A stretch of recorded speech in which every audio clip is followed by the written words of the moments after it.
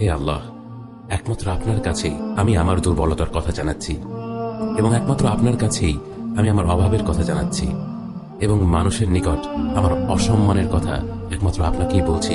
হে আরহামার রাহিমিন, আপনিই তো প্রতিটি দুর্বল ব্যক্তির রব, এবং আপনিই আমার রব। আপনি কার কাছে আমাকে ছেড়ে দিলেন?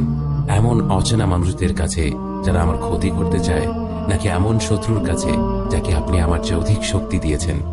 হে আল্লাহ, যদি আপনি আমার উপর রাগ না করে থাকেন, তাহলে এর কিছুতেই আমার কিছু আসে যায় না, কিন্তু আপনার আশ্রয় পেলে আমার পরিস্থিতি আরেকটু সহনীয় হবে।